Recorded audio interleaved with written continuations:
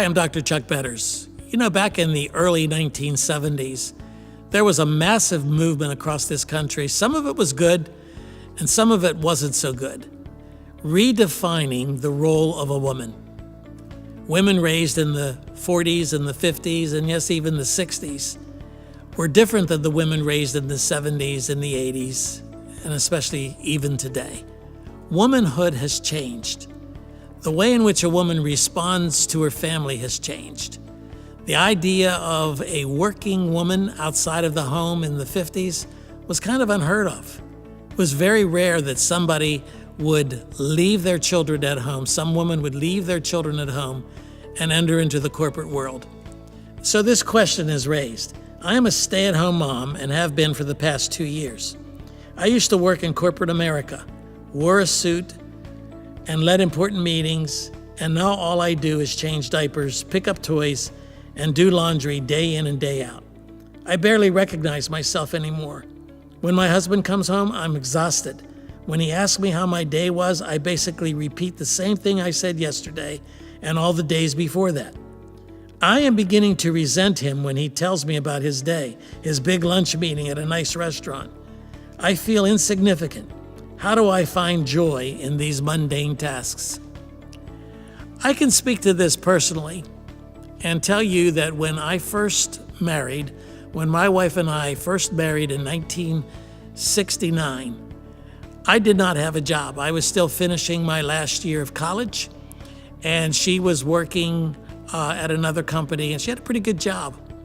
But when we decided to get married, it was agreed upon that she would always stay at home and take care of any children that God would be willing to give us.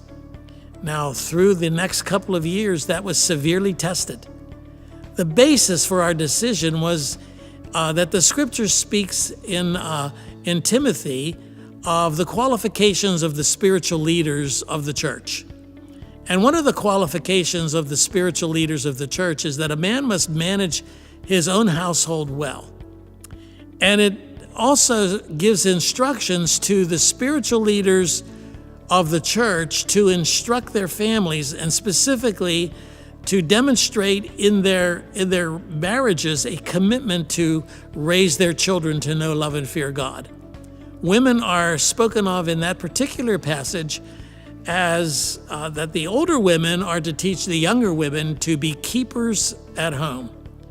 And the word for keepers there is literally stayers, to stay at home, to raise their children to know, love, and fear God. Now that's a very, very unpopular message. And yet it's a message that my wife and I have lived by for almost 50 years now.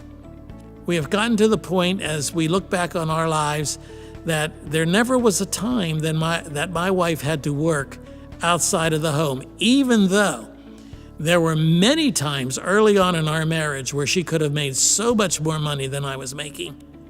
There were times when we did not know whether we would have money for meals at the end of the week or at the end of the month. There were times when we literally had no money, and she could have gone out and secured a job, and I could have stayed home with the children and raised the children, and she could have made so much more money than I was making. But we committed not only that we would not do that, but that whatever money God did give us, we would tithe it right back to the church. We committed to those principles early on. And as we had our children over the years, my wife stayed home to raise them to know, love, and fear God. The things that you call mundane are the things that she calls sacred.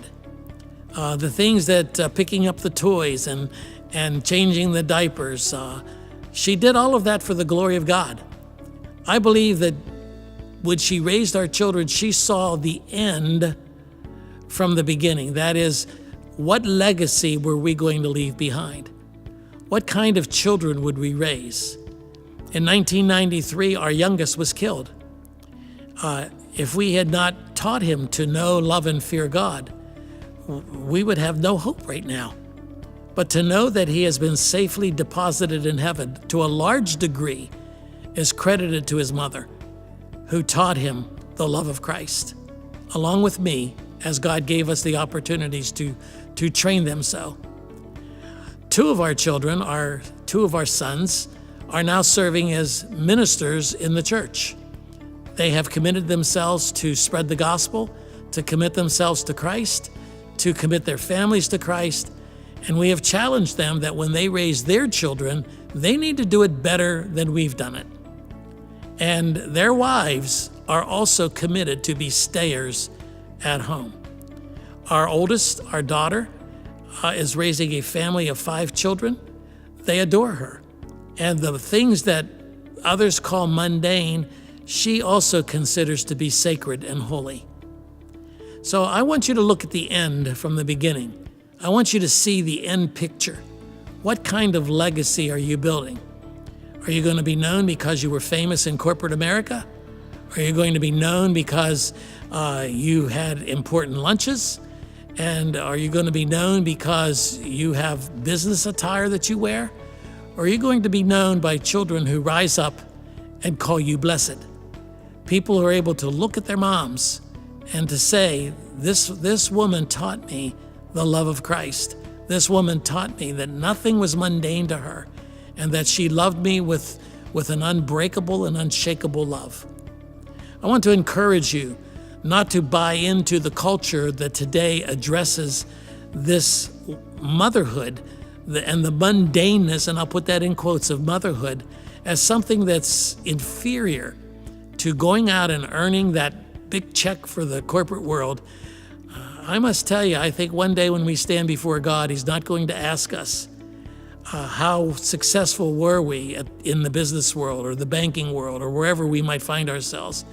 I think He's going to point us to our children, and He's going to ask us, have we given them the tools necessary for them to be safely deposited in heaven? See, your children are the only thing you can take with you. You're not going to take your business attire. You're not going to take your corporate world. You're not going to take your big job and your big paycheck with you.